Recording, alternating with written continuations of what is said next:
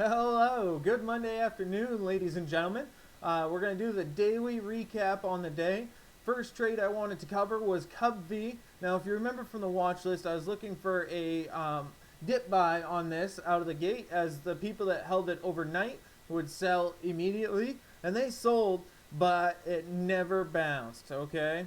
There's a little bit of one right there, but I wouldn't really call that the play that I was looking for. But I wanted that dip so bad that I actually entered somewhere right in here. And then instead of cutting losses here, I doubled down like a nincompoop. I wanted that play to work. I didn't want to miss it. So I wound up losing $267 on that one right out of the gates. Terrible start to the Monday morning. That's why you got to be patient and let the trades come to you. The second trade I wanted to cover was one that actually worked pretty well for me on AABB. So this actually was on the watch list as well. Wasn't quite sure how I was going to trade it, but this one wound up being a perfect dip and rip. So it dipped, and then it started to come back. I actually ended at 0.175 right there, and then I sold at 0.1840, sorry. And then it consolidated most of the morning. I was hoping that this consolidation would continue into the afternoon, but it didn't. So it actually made a really nice midday move up to about 20 cents, which is where I was hoping to hold till, but I lost patience on it, and I probably wouldn't have sat through this consolidation anyways, having entered back here. So I'm happy with that trade. I made up most of my losses on CUBV back on AABB. Now, like I said, I was hoping this consolidation would last into the afternoon and set up nicely for an ABCD pattern, but these OTCs tend to be having a lot more midday action than they used to. I don't trade midday because usually they're fake outs, but lately it seems like they're starting to work more and more. So I'll have to pay more attention to that, whether it's because retail traders are trading on their lunch break or what's going on. I'm not 100% sure. But if we keep having moves like this in midday, then I'm going to have to take those moves.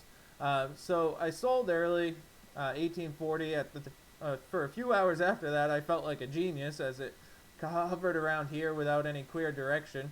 And then, of course, it broke out and ran up to a high of almost 22 cents. So sold a little early in hindsight, but still a pretty dang good trade.